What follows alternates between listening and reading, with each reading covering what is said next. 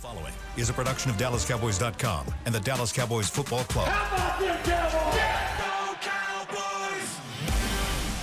This is Mick Shots, streaming live on DallasCowboys.com and the official Dallas Cowboys app. Presented by Miller Lite, the only beer of the Cowboys. It's Miller time. And now your hosts, Mickey Spagnola, Everson Walls, Heckma Harrison, and Bill Jones. There you go. Bring it. It's time to spend the next hour flipping through the Cowboys Star NFL Draft Preview. Come on in to the SWBC podcast studio. It took a while to land. That joke was out there, man. Like, that's big bait. Big bait. Hey, man, that was nice. This is Mick Shots. Mick Shots brought to you by Miller Lite, the only beer of the Dallas Cowboys. It's Miller time. Let's go. And it's just about draft time. 10 days, right? We're 10 days out. 10 days out. 10 days right now. That's exactly right. I need y'all to bring y'all energy up a little bit. We're 10 days out, guys. I know, man, but we were 17 days out. I was excited. We're 10 days out. Now you're in a lull. It's yeah, man, dog I'm kind days. of waiting. I'm kind of waiting. Okay, so we're going to get you energized over man. the next hour. Heckma Harrison's going to tell us exactly who the Cowboys need to draft, right? From pick 12 to pick 218. I couldn't help it, sorry. We got that out the way. Yeah, we don't have to do it no more. Thank you, Mr. Jones. Go ahead. Thank you for that. We're gonna open up the big green notebook. Yep.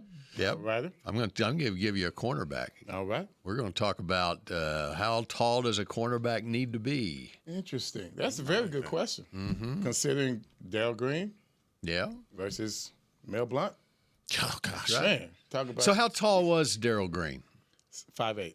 Because if you look up his Wikipedia page, What does it say? it says 6 foot tall. Oh, come on. You're a liar. Wiki would never lie. See there? Wiki never lies. liar. Like I PFF. looked it up man. over the weekend because I was looking at a cornerback, which we'll get into on this show. Come on, man. And I'm like, okay, great cornerbacks in the past. And then one of the first guys that popped up in my mind was Darrell Green. Of course. And so then, okay, how tall was Darrell Green? So I'm okay. You There's no sit there way. and talk There's for no just a way. second, and I'm going to look up again to make sure I wasn't wrong, which I You often talking about? am. I mean, I would wonder what they would put. On his Wikipedia page it says he's 6'1". He got taller. Come on, man. You are lying. No, it does not. It does. Oh my goodness. Yeah, the Well, same. what could- Darrell Green, 6'1", 184, out of Jesse Jones High School in Houston, Jesse Texas A&I. First round draft pick, number 28 overall. Man. Yeah. Stud. That's Okay. Like, you can't believe everything you read on Texas has the Wikipedia. best of Can I counter that then? Okay. How tall was Ron Francis? Ron Francis, I give him 5'10", at least, right? Maybe. Yeah. I was giving 5'10", 5'11". Yeah, Ron- 5'10".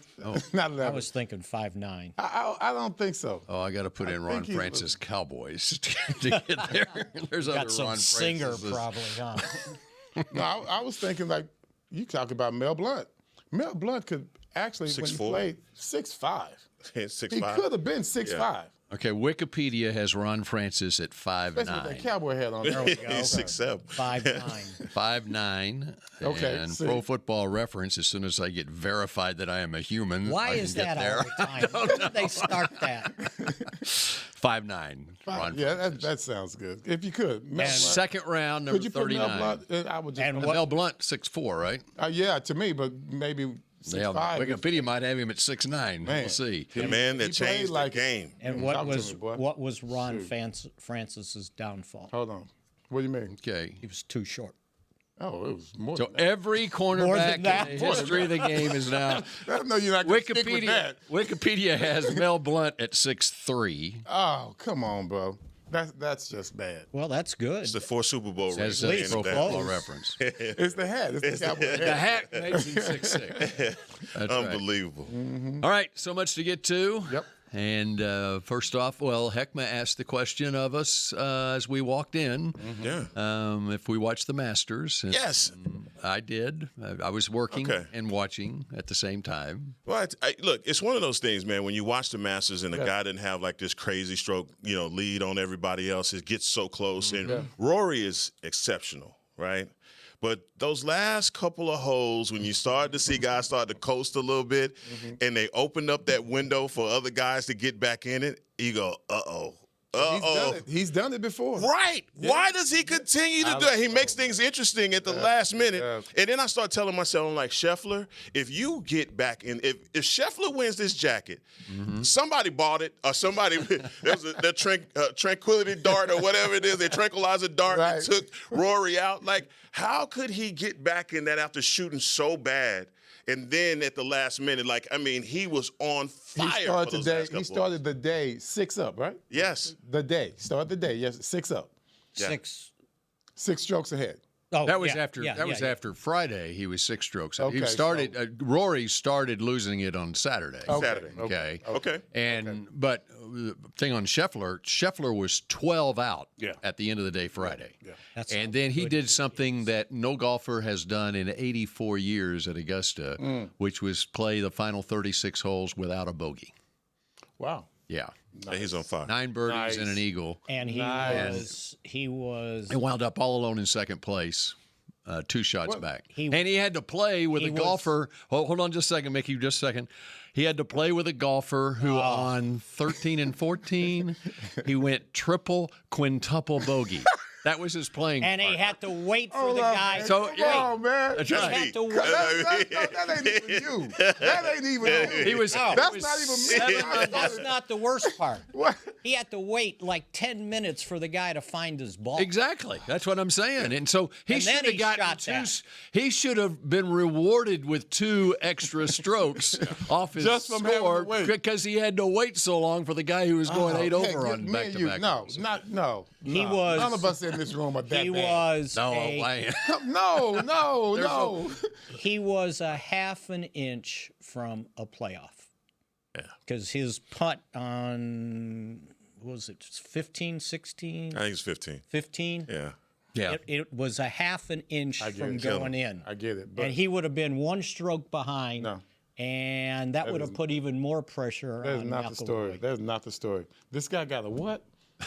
I mean, how many strokes is that? The funny thing about that whole situation. Bogey. Yeah.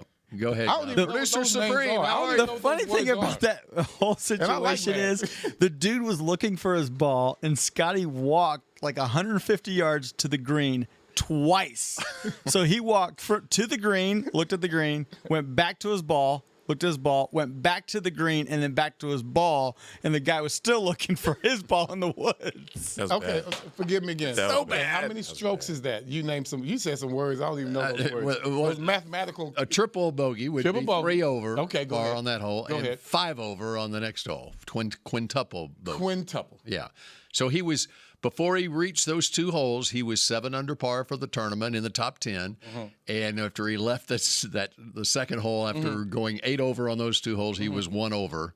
And just think how much money he lost. The loneliest man on the golf second 9. We can do better than that. All of us could do better than that. I don't care what course you're on. And you know what? If you were watching, I could putt that. If you were watching the broadcast, they had the leaderboard up there, and forever it had Scheffler 9 under through 12.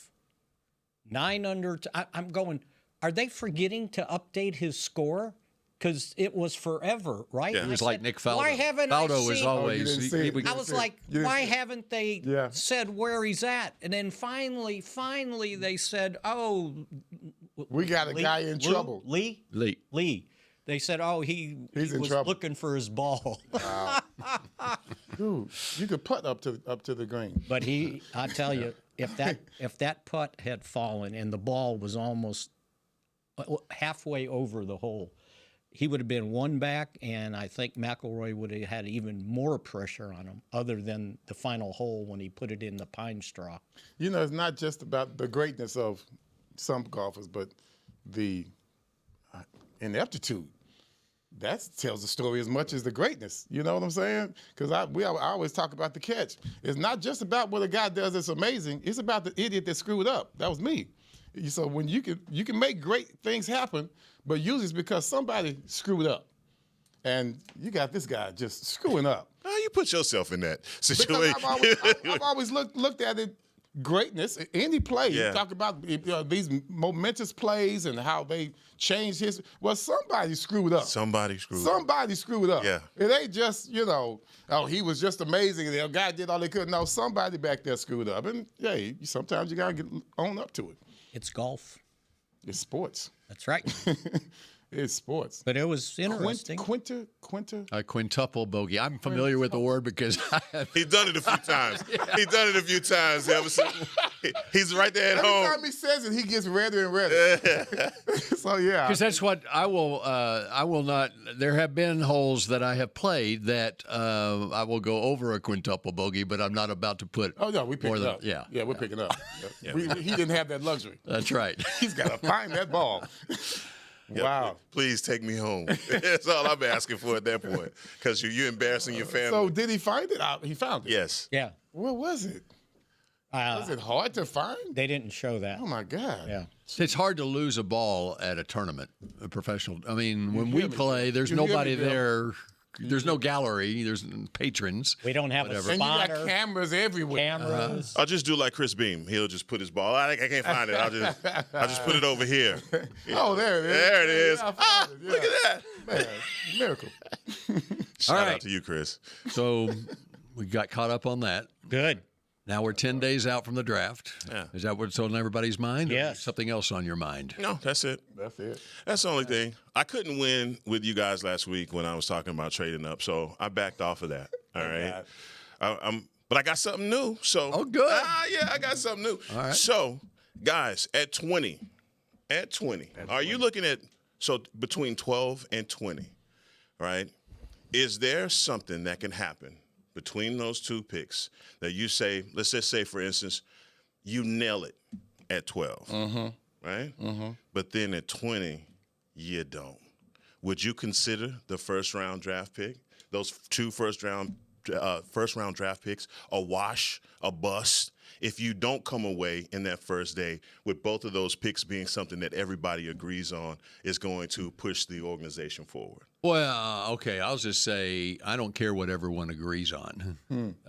You can't judge it until really 4 years down. Absolutely, but 3 years. So yeah, and so I don't care what the criticism is the day that they make the pick because they know so much more than any of us know. This, in fact, to that point, this Reuben Bain story that's come out.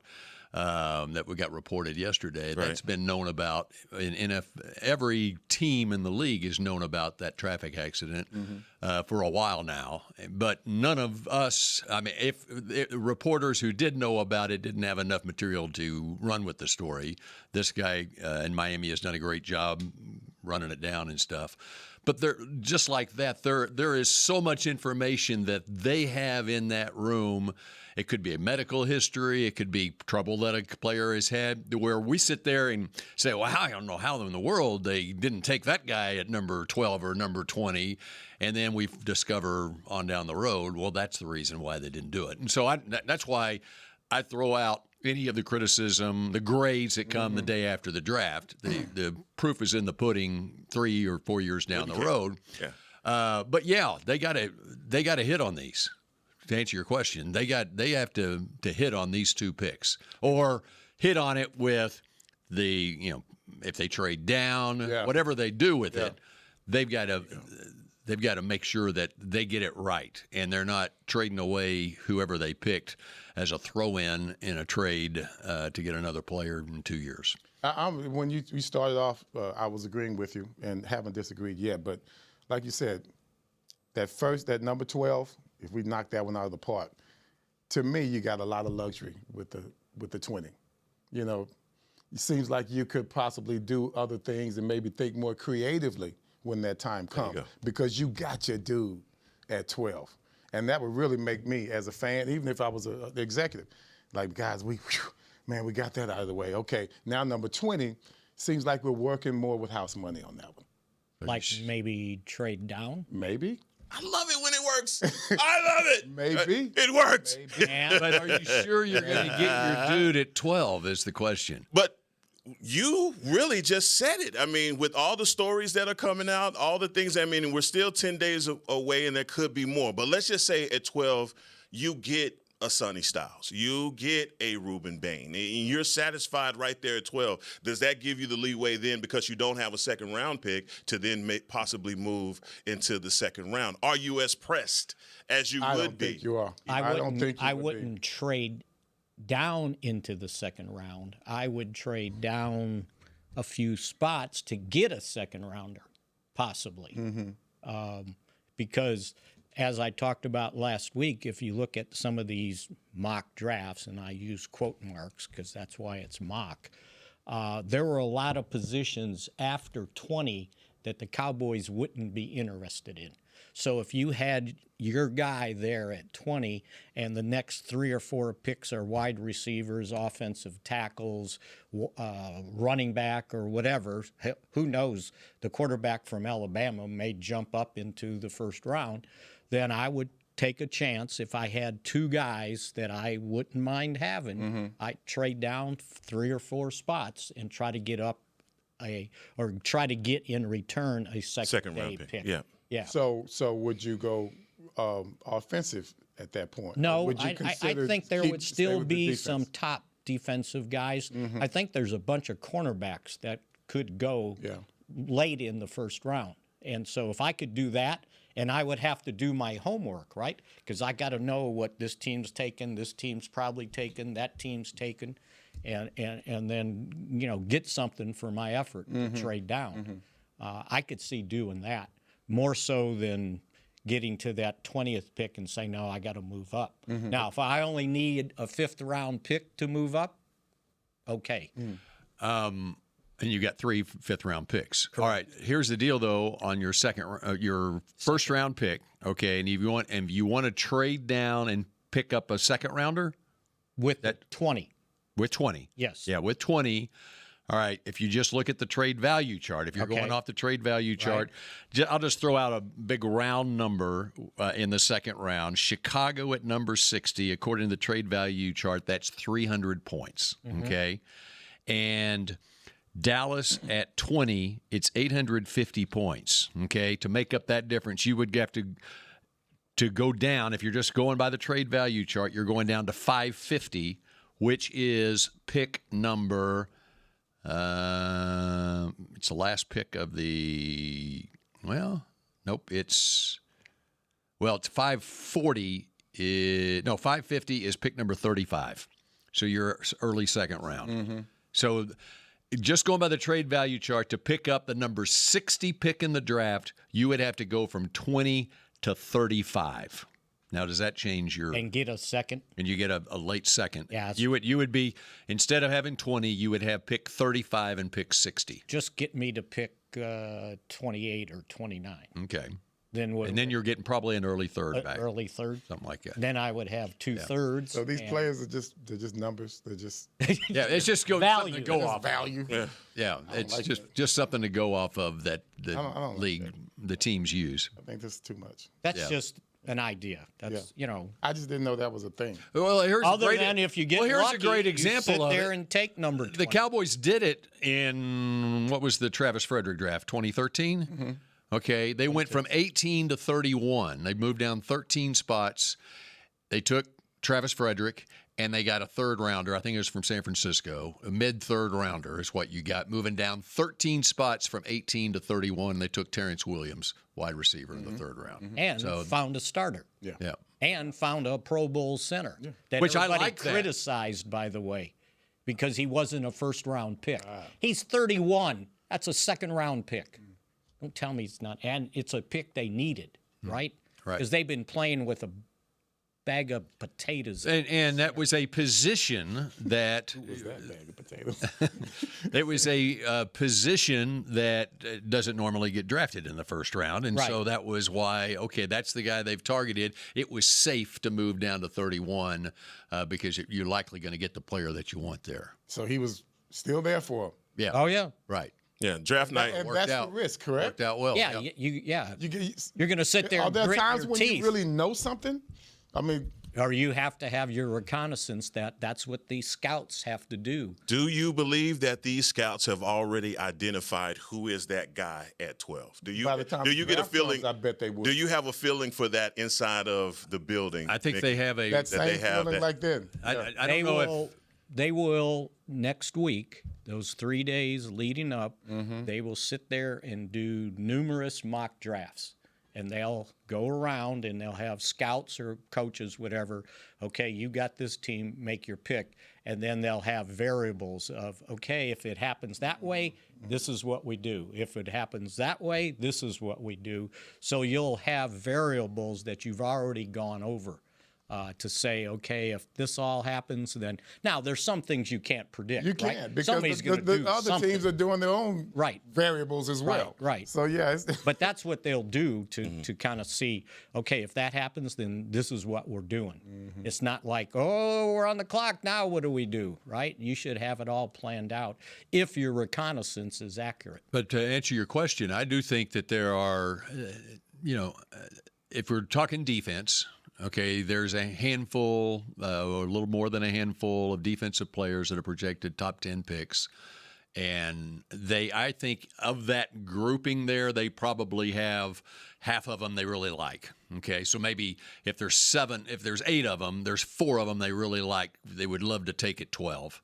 And I think it goes throughout the draft that way, where you have tiers of players, but you have guys that, even though Chicago might like a certain player because he fits their system a little better than what that player does here, or coachability, there's so many factors, so many variables that go into whether and that's what I'm they talking like about it. right there. There's so many factors and variables. Right. So what do they have on the staff here? Like, if you have a guy, is it a mathematician, a statistician? Do they have someone there that can, a professor that can figure this stuff out and have a mathematical equation? Do they do it like that? Is it that They have deep? analytics guys. Yeah, yeah. Is it that deep? They've got that draft board there for the numbers of, this pick's worth this pick's worth this. That's in terms of making a trade or whatever. Yeah. But in terms of picking the players, and you're just going off basically what's out there in the rumor mill as far as,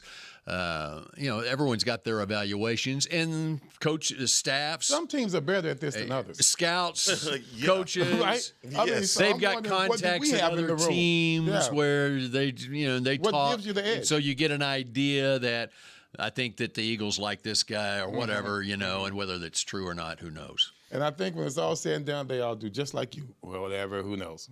Do all of that you want, but it's really whatever, who knows? Well, and in fact, if there's a player that you really like that you think is going to be there at 20, but everyone's projecting that player to be a second-round pick, but if you really think that guy is a perfect fit for your team and you love everything about him, who cares? Take him at number 20, Because guess what? I don't have a second-round pick. That's right. And all it takes is one team that feels the same way about that player as you do. And so you trade down 12 spots or 10 spots or whatever, and that team takes your player. Is there one player, top 10, that you'd be willing to bet your career on to go up and get that? Not one. No. Not one. Oh, not one. Career's almost There's over. not one guy. There's not one guy in this You know draft. what? Even it's funny you mentioned that because The consensus is Mine's almost over. I'll do it. so right. I think you say we're old. All right, Mendoza. Okay, I have no idea. I mean, I think he's got what it takes to be a successful starter. But last night, I'm sitting there looking at. There were a couple of wide receivers in the draft that played at USC when Caleb Williams was there. One of them is Zachariah Branch from Georgia, Mekhi Lemon at USC. They were both there at the same time. So I said, I want to go back and see if this Zachariah Branch, what he did at USC. So I went looking for, and so I'll pull up Caleb Williams from 2023. Holy crap. Wow. I mean, and I knew it. I knew that everybody knew the talent. It's no surprise, but you see it again and you go, Wow. He's right there for you. Wow. Yeah. And you remember what the debate was on Caleb Williams? Well, does he like football? Does he? Yeah, all that kind of garbage. Yeah. You know? Fingernail polish. Yeah, exactly. All that other stuff. Yeah. Doesn't matter anything. But you look at him and the throws he's making, and you compare it with guys in this draft or even last year's draft, and you're going, wow. You know? And that's my thing. So that year, if not for the fingernails and all that, I would to answer your question, I'd say, yeah, Caleb Williams, he's going to make it for sure. And so, do you see Mendoza as no? And no, not nothing. I'm taking nothing away from Mendoza. Yeah, he doesn't have that's that exceptional. kind of. Yeah, that's exceptional. Yeah, right. And we've seen it in the NFL with Caleb Williams, where he retreats 20 yards behind behind the line of scrimmage, and he's throwing off his back foot to accurately to the back corner of the end zone in a playoff game. Yeah. Chicago guy with us on a fourth down play. Yeah, we've seen it. We know full well. I got an example for you for the scientific analytic approach. So and this was from Gil Brandt, so take it for what it's worth. In 1975, Everson is a different opinion about Gil than others. Yeah, you know when you say Gil, then grain of salt. Go ahead. 1975, the Cowboys had the second pick in the draft. Right? They knew that Steve Bartkowski was going number 1 to Atlanta, so they had the second pick, and they were sitting there trying to decide if they take Randy White or if they take Walter Payton. And he said they did a study and saw that a defensive linebacker / lineman career would last longer than a running back. And they said that was their decision to go ahead and take Randy White. Yeah. I forgot who went third. It was an offensive. It was Baltimore, lineman. Ken Huff. Yeah. And then at number 4, the Bears take Walter Payton. How long did he play? Long enough to be the leading rusher in the National Football League, right? So how do you like you said, Randy, it's the ones you like. Randy it's who's good for your team. Randy I think he ended up playing maybe 1 more year, 2 more years. So it's not like they failed. But that was no one failed. Right. No one failed. That was their study, right? And you couldn't go wrong either way, right?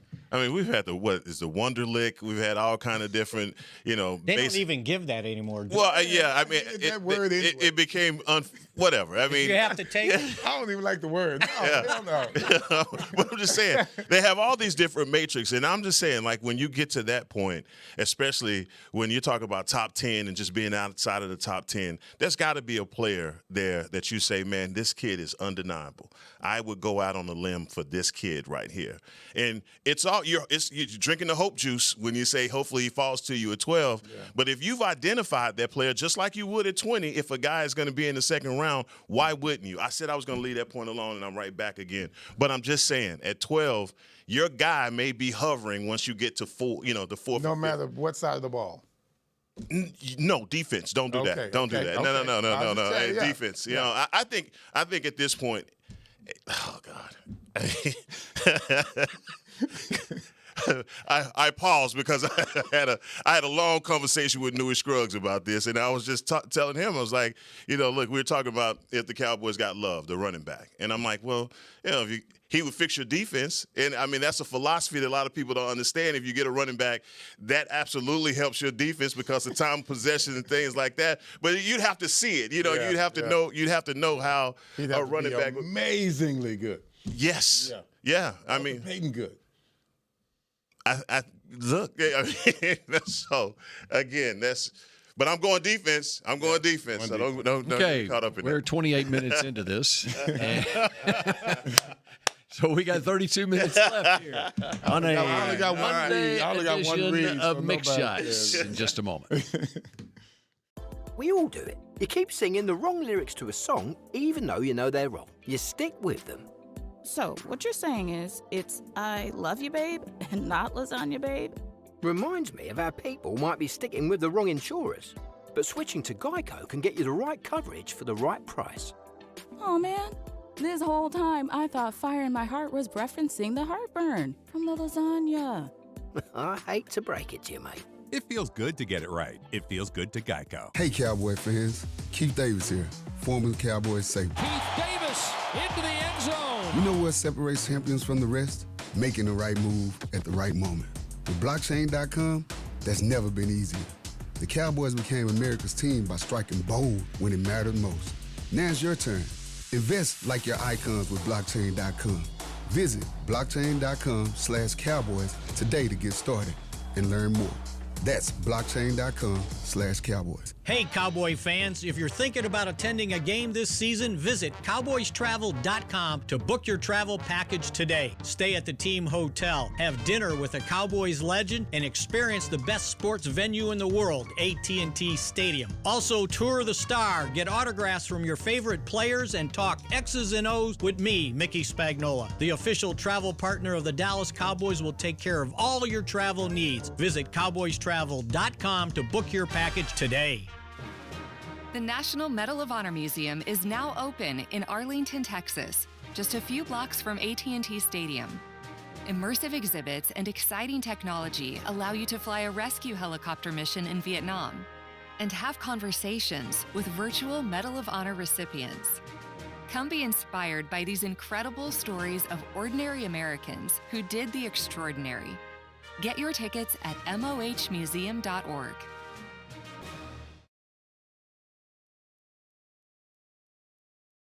Back to Mick Shots.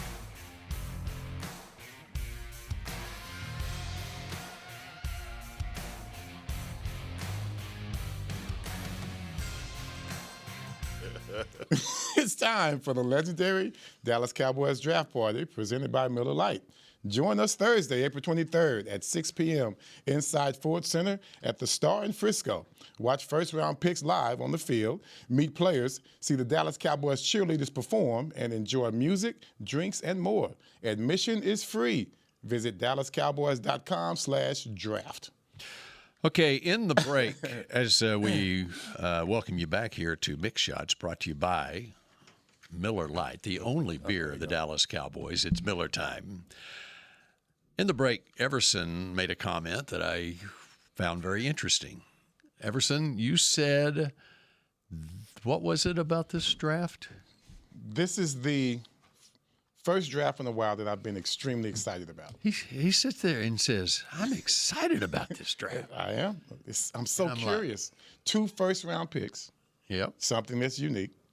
And you're looking at an offense that is Super Bowl ready. I don't think we've ever had this offense in such a good state than we have this upcoming year. It would have been great for last year, but even with last year, we had some things that happened where we had a little luck on our side. Just like we've always had bad luck in other positions. We've had some good luck on our side. I went back, you talking about going back looking at things, I went back and looked at Pickett and some of the things that he was doing. Pickens, sorry. And he was, he made some mistakes just on one particular play. And here comes Turpin, comes over. He's the only one Cowboy in the picture, and he comes over and he gets the fumble. You remember that? Mm-hmm. I think they were playing against the Chiefs. Yeah. That was a big game for us. We got a few breaks in that game. We never get breaks offensively in big games like that. I think our offense, even this year, is going to be better than last year because our players are smarter. They know each other better. Quarterback, of course, he learned. One thing I like about Dak, he learns from his mistakes. Like a lot of people, we do. Takes us a while, but we learn from our mistakes. I think he's ready now to make that step towards an even higher level with the weapons that he has. If you put him with just a decent defense, top 15, you go top 10 defense in most categories. Yeah. I'm sorry, guys. We're looking at conference championship. So, come on now. You're looking at playing in the conference championship game or winning the conference? I'm looking at playing in the conference championship game. Anything can go from there. Anything can go from there. Once you get the playoffs. Once you get to the playoffs, anything can go from there. So, what you expect out of these 2 first-round draft picks are 2 defensive starters? In a perfect world. Okay. Not even perfect world. In a reasonable world. In a reasonable world, yes. And I'm talking about, we got 2 first-round picks. If these guys blow this, man, come on. You can't get better than this. You can trade. There's enough needs, even just on the defense, that you don't have to reach on somebody. You don't. Because no matter who's available that you like, there's a spot for them. And because this defense, based on last year. That's how bad it is. Yeah, that's based on Thank last you, year, Bill. And you still have, after the draft, either free agency, if you didn't get or a trade. What you needed, or a trade. Absolutely. Did you imagine how many people want to come here with the offense that we have? You know what? Come on, guys. It's funny you said that because I can't remember which two guys they signed in free agency. Defensive backs. I know one of them was for sure said it, Kobe Durant. I'm not sure if Jalen Thompson said it. They kept talking about getting takeaways. We got to get the ball back to a quarterback like Dak Prescott. And I said, I like that priority. That's it. Right? And they recognize it, and they weren't here last year, right? And they recognize we know Dak's flaws. We know Dak's flaws. There are times when he can be overwhelmed. He's seeing ghosts. We talk about that all the time. We can put all the blame on wherever offensive line, system, whatever. He's been through all of that. He's taken his blows. And I can see him coming out on the other end, just like last year, way smarter than he was the previous year. And I'm hoping that that's what happens with him because he's had those, he always wants to give a guy a chance. Now he's a little bit more able to understand and be more calculating about it.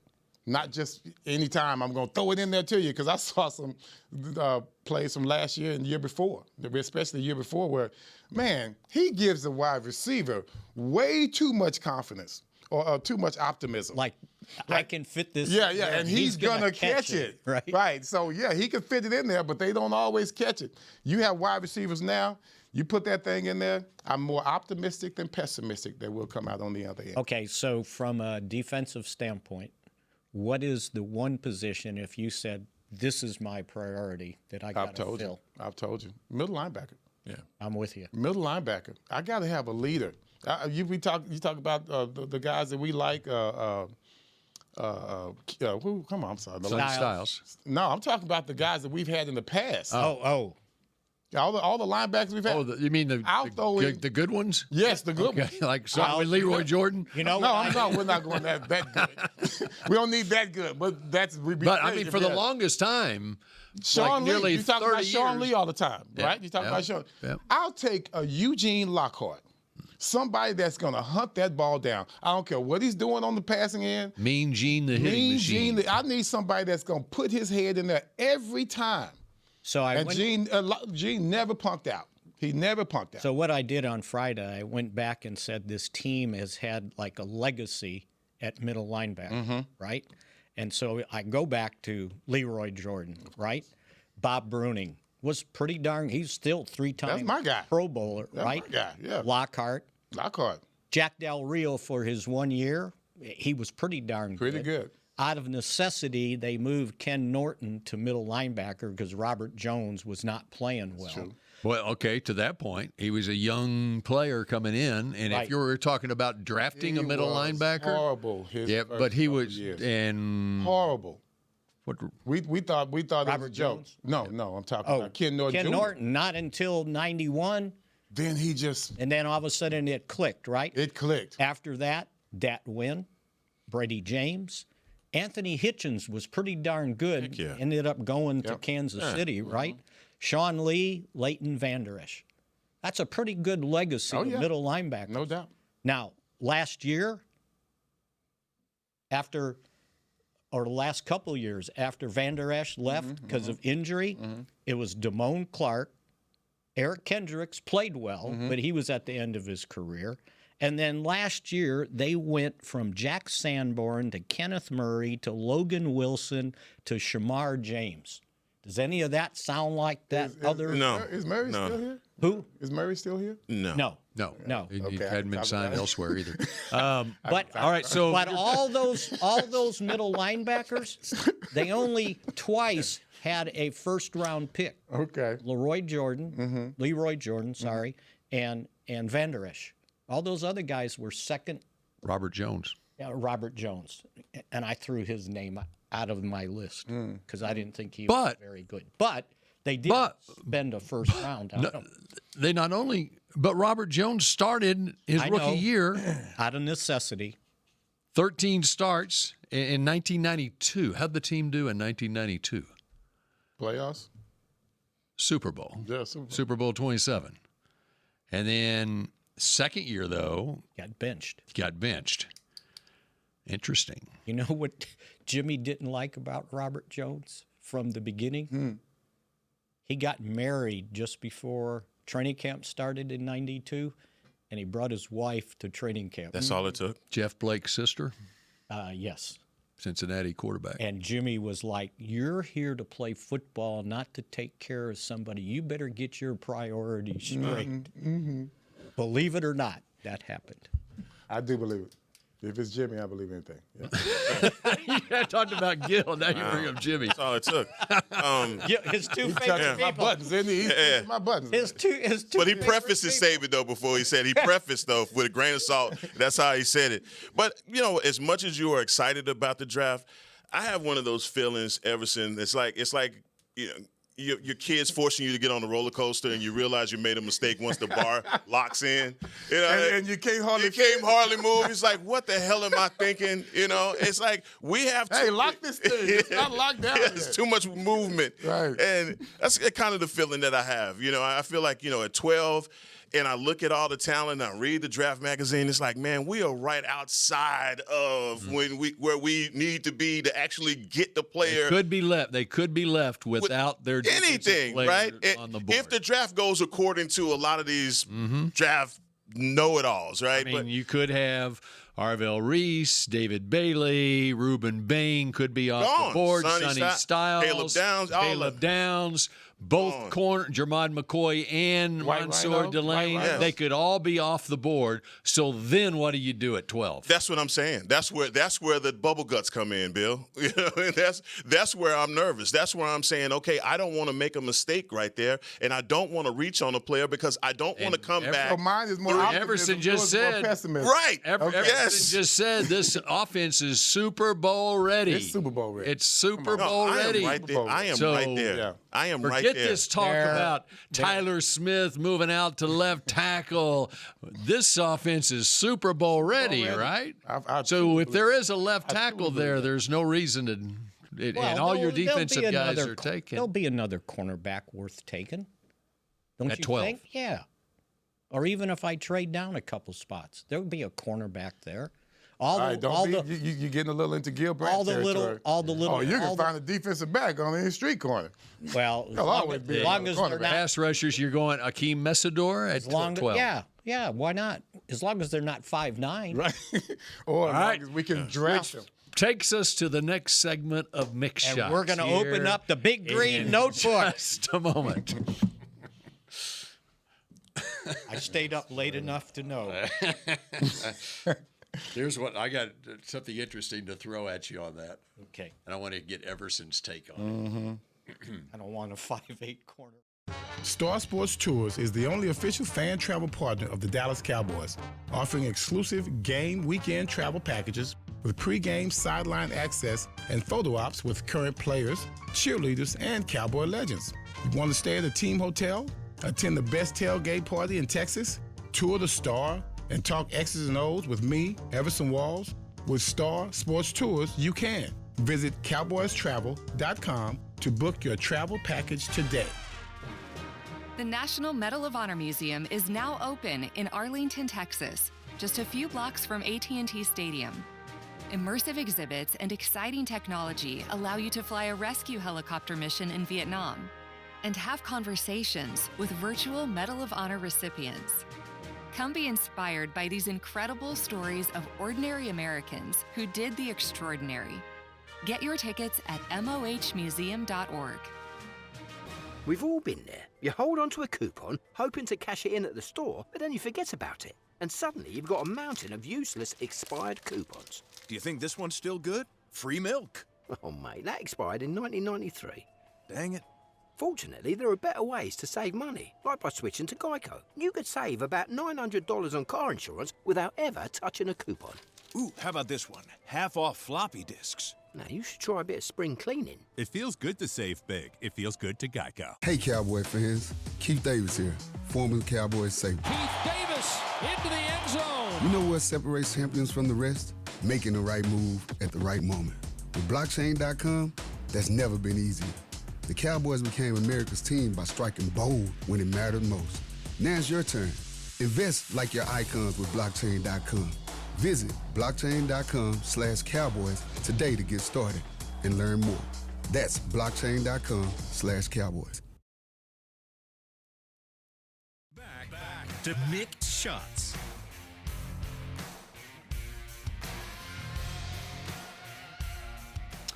Welcome back to Mick Shots, brought to you by Miller Lite, the only beer of the Dallas Cowboys. It's Miller time. Do y'all ever watch TV on Saturday night? Primetime TV, network television on Saturday night? Saturday Night Live. If there's a game on. No, but I'm talking prime time. Yes, Saturday. Prime time between 7 and 10. Yes, sir. Yeah. Have you ever? Is there a favorite show you have? Is there anything to watch? Rerun. There wasn't this Saturday, let me just tell you. And so I'm sitting there flipping around. Me and my wife, we're trying to find something to watch.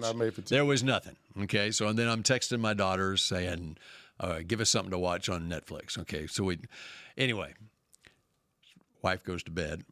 I still can't find anything to watch. Okay. Wife goes to bed. Uh-oh. Hey, where'd you go, Bill? So here's what I do. I decide, because I wasn't able to watch all the college bowl games, and we got this, okay, who's the second best quarterback in this draft?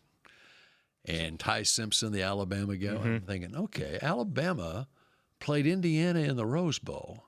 Yeah. I decided I'm going to go back and watch the Rose Bowl. Okay, all right. So I'm watching the Rose Bowl, and by the way, as an aside, Ty Simpson is a first-round pick. I'm not on that band. I never was on that. I'm with you. I never was on that. All right, but I'm watching the game, and I'm going, how about this cornerback for Indiana, D'Angelo Pons? And I've had, in my draft research, I had dismissed D'Angelo Pons. Most have projected him as a second-round pick. Kind of dismissed him, and he was on my back burner. I was looking at Delane, looking at McCoy, looking at Colton Hood, and the guys projected as first-rounders. And it's all because he's 5'8.5".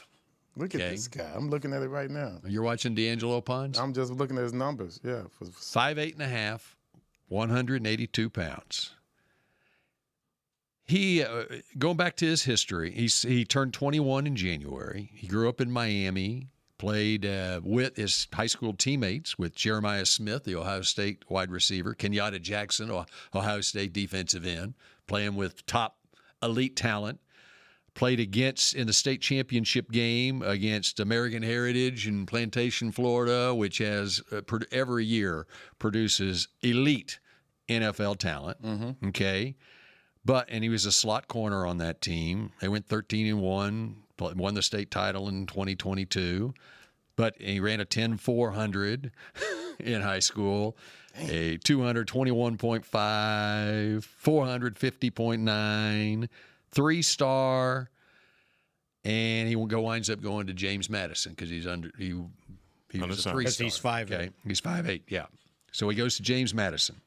Freshman All-American to James Madison, 13 games, 10 starts, 2 picks, 15 passes defensed, and then his coach, Curt Cignetti, gets the job at Indiana. So he goes to Indiana, starts 13 games. Indiana has a breakthrough turnaround season after winning, 3 games the year before? He had 3 picks, 9 passes defensed. He was second-team All-American. Then he goes second year at Indiana. As we all know, they run the table. They go 16-0. He is second-team All-American, had 12 passes defensed. I'm watching him in the Rose Bowl, okay, and he's covering Ryan Williams, the exactly. It was lock. Right. And yeah. Ryan Williams was a total non-factor. The only ball he caught, he got lit up by this little 5'8.5", 180-pound cornerback. And to Ryan Williams' credit, he held on to the football. But it was a hit on him. And then Ty Simpson scrambles, and he gets hit from behind by this little 5'8", 180-pound cornerback, D'Angelo Pons, and gets knocked out of the game. Okay? All right, they just blow out Alabama. Okay? Then they go to the Peach Bowl, and they play Oregon. And they got this Dante Moore, hotshot quarterback who decided not to turn pro. Which was a good decision. First play of the game, Everson. First play of the game. He tries to pick on D'Angelo Pons. Wrong. And what does D'Angelo Pons do? House call. Pick six. Yes. And they blow out Oregon. And then they go on and they win the national championship. Yeah. I'm sitting there watching this D'Angelo Pons, okay, at the combine. Okay, so then he runs a 4.36, okay, with a 43.5. That's what I'm looking at. There's the highlights right there. That's what I'm looking at right there. 43.5 vertical. Yeah. So here's my question to you. All day long. Here's the hit. Yeah, all day long. Oh, we got him here. Boom, there's a hit. Knocked the ball. Oh, I forgot to tell you that it was a forced fumble, and they recovered it, and then they turned around. And this the one right here. Here's the pick six. See ya. See ya. Yeah. You like that guy, Everson? Yeah, now. Watch. We're talking to your microphone. Oh, Everson's taking a good look, as all of you are, if you're watching us. So I'm going to tell you right now, that's your nickel corner right there. Exactly. That's your guy. There's your guy. And he's where would you take him? I would, if he's there in 3, I would take him. 3? No, in the third round. If he's in the third round. If he's there in the third round, I'd take him. But you're not going to take him at 20. First round. Man, wow. You really feet to the fire right now. I love him. Well, let's put it this way. I'm taking him instead of what? Well, at that point. That's what he's always talking about. Well, you got to figure out what are you Yeah. taking at 12? And let's say you get a pass rusher at 12. Yeah. Okay, and now you're picking at 12. And so you're picking him versus other corners, C.J. Allen, middle linebacker. Anthony Hill, So linebacker. you wouldn't go first 2 rounds. Am I wrong for thinking that he would be there in the third round? I don't think he'll be there in the third. You don't think he'll be there in the third? Second round.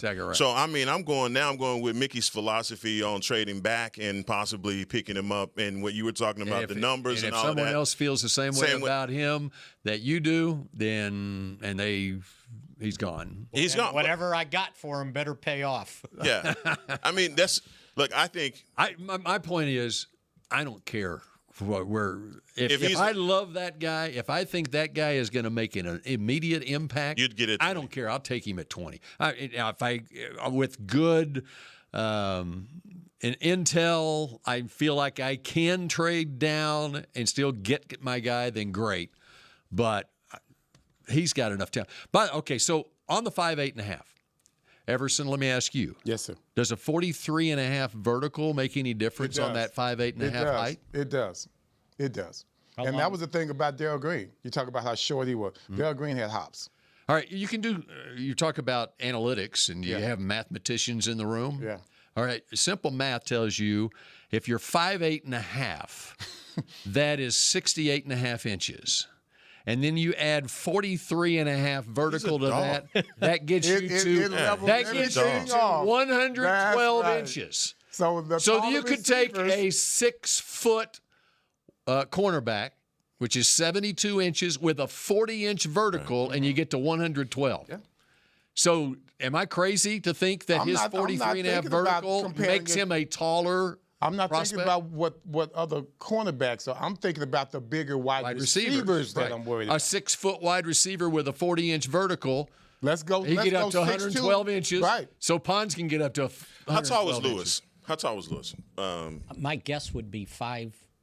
Jordan Lewis 5'10". 5'10". 5'10". Yeah. Yeah. I don't. That's what he reminds me of. I'm glad you brought that up. That's exactly what he reminds me of. And Jordan Lewis was a third round draft pick. So how long are He fell to the third round. There was some off the field. How long was his arms? Got that? Because that helps your vertical. Yeah, it's. I'm not even going to go with that. I'm going to leave that. I'm going to leave that alone. I'm just. So you're saying he has shorter arms? No, longer. No, arms. The longer arms. But if he has shorter arms, that makes the vertical even more impressive. Yeah. He's got 29-inch arms. That's short. That's short arms. Yeah. So he can jump out of the gym. So he can jump out of the gym. Well, he's a petite guy. But he's a ball player. Better term. But he's a player. Yeah. I mean, I've been thinking about this roster. Thinking about this roster, who we have in the draft. That nickel position. I just don't feel like you have it yet. I don't even feel like Christian Parker feel like he has that guy yet. And I've talked about guys like Malik Muhammad, but D'Angelo Pounds is the guy that I believe that obviously can play in space. And he can play outside, too. He can do all of those things. Because look at it like this. In the next, year, the guys that you have, that cornerback room is going to look completely different than what it – I mean, Savon Revel is probably the only guy safe in there because of where he was picked. But outside of that, I mean, there could be some wholesale changes being made in the cornerback. Now, here's the deal. Everyone talks about, just like Mickey did, that, love that guy. Love that guy. But we don't love him we don't love him basically in the same spot that we pick Mozzie Smith or Tyler Guyton. No, well, see, now when you do that, Bill, nobody's going to argue with you when you say that. Yes. I'm just saying in general. But absolutely. Everybody I talk to, love that cornerback from Indiana. Love him. Okay, who were your other sleepers? That's what I was going to ask. Well, we'll get no to that one likes. No one likes. We got 4 minutes. No one likes Delane. Monster. No, I love him, but he's a 12. He might be gone. Yeah, he should be out of there. Mezzador. So if he's there at 12, if he's there at 12, you pick him. Yeah. Okay, you pick him at 12. Right. So you pick him back at 12. You know what? I don't have a problem taking him and Pons. How about that? You love Pons. You're not joking around. You just go do cornerbacks. Hey, once he gets his hooks in, man, it's over with. I can tell. I'm like, we've been talking about linebackers, and all of a sudden he jumped off of that boat. Yeah. I like Anthony Hill too. Yeah, right. I mean, but they've got Tennessee with two. Yeah, potential McCoy and Hood. Yeah. And I like Colton Hood. Now, but when I compare him with D'Angelo Pons is done. The other thing that I love about prospects is when they come out of high school and they go to whatever the college they go to, and they are immediate starters, okay? That transition is no problem. These kids today, as you know, Heckma, I mean, they've been playing ball since they were 4 years old. They've been coached up. They've been on travel teams, no matter the sport. They are ready to go. And when a guy can go to a college and can play and start immediately, that tells you that he can handle all the other stuff that comes with making that transition. But you had me when you said Miami. Yeah, when you say where he's from, you give me a little guy. You give me a little guy from Dade County. Yeah. I already know what his chemical makeup is. Exactly. He is a dog, and he survived Dade County. Come on now, you know exactly what you're getting out of 305. He said he's been playing since he got out of the crib. Yeah, for real. The baby crib. Yes, we know exactly the crib you're talking about. But this young man, to me, he's played against top-notch competition his whole life, so he's not going to be ashamed or scared of getting in front of a guy with the likes of a George Pickens or guys like that. He's seen these guys each and every Friday night in Miami, Florida. He's used to playing with that kind of stuff. And he's been practicing against Omar Cooper and Elijah Surratt, who are two wide receivers in this draft. And they're, by the way, is it Becker, the guy that's not in it? He may be their best wide receiver on that Indiana team last year. I mean, he's my guy. I don't know if he's a sleeper, though. No, I don't think he's. It's a lot of people. He's a sleeper only because everyone says he's a second-round pick. Guys, all these cornerbacks, and not all of them are good. I'm not going to believe everything, but second pick, I could see that. A cornerback. I could see a cornerback. At 20? At 20. Yeah. Mm-hmm. Well, I do think I sure would like to get the pass That's rusher assuming at 12. you got what you want at 12. And that's what. Assuming you got what better you knock want at it 12. out of the park at 12. Right. Assuming you Sonny do that, Styles then I would pick a cornerback at 20. And then I'll trade for a middle linebacker. Yeah. Next week, can we start talking about trading these picks for proven commodities? Who we have that? Yeah, but we can't talk about the commodity. We can't talk about the commodity. We cannot talk about it, but we can talk around it. Yes, that's what we can talk Yeah, you're good at that one, my brother. West Coast, East Coast. We can do that. All right. Somebody got to do it. I think that does it. We ran out of time. Oh, no. Yep. So actually, we got 10-minute extra time. I was gonna say 10-minute extra time? Well, that's right. It's regular schedule. Oh, is it? We didn't have to be out at 50. Yeah. Yeah. Oh, yeah. All right. So in that case, next Monday, let's it's linebackers there. it's our NFL draft preview edition. Heckman will have his mock draft. Yes. And the Cowboys Star magazine available. Let's find out exactly where you. I'm going to look at some middle linebackers and see which one I like. Oh yeah, good. Just in case, talking about from the college, from a pick standpoint, not from a veteran standpoint. Just as far as options are concerned. Look at those veterans. Mickey, you got something in the draft guide. I do have something in the I just want draft to see guide. what the middle linebackers in college look like. I'm going to look at the guy from the SEC. Yeah. I'm going to look at the guy from the SEC. It'll be more C.J. Allen, Georgia. It'll be more than 1 or 2, I'm sure. You know what? I like the linebacker from TCU in the 3rd or 4th round. You know what? For some Caleb reason, my wife said that. I know. I'm like, what? She said I liked it? She said no. She said, what about TCU? Now is What you been looking at? Is Rodriguez an inside or outside linebacker? He's a will linebacker. Will? Okay. Mm-hmm. Not too high on him, are you there, Billy? No, I like him. Okay. I like him. I mean, he's could get into the first round. He could factor in there. But I tell you what, you like him here? He did have a great advantage at Texas Tech, where he had big old Lee Hunter in front of him, and so there weren't a lot of offensive linemen getting up on him. He didn't have to stack and shed whatever to get. But look what we have. We have some guys on the defensive line that. Right, exactly. They just run through it. Right. Yeah. Fine. They'll hold off those offensive linemen for it. Mm-hmm. And he's a smart player so. Distinct Sonny Styles. Come on. Yeah, yep, exactly. But Mickey has a feature in the draft guide, Sweet 17. What does that mean? When they've drafted between 1 and 17, they have hit big time. Okay. And I cut it at 17 because I wanted to get Emmitt Smith. Emmitt Smith was at number 17 pick, as was CeeDee Lamb. That's right. Oh, okay. Okay. I see why. You want me to continue? Yeah, that makes sense. Next week.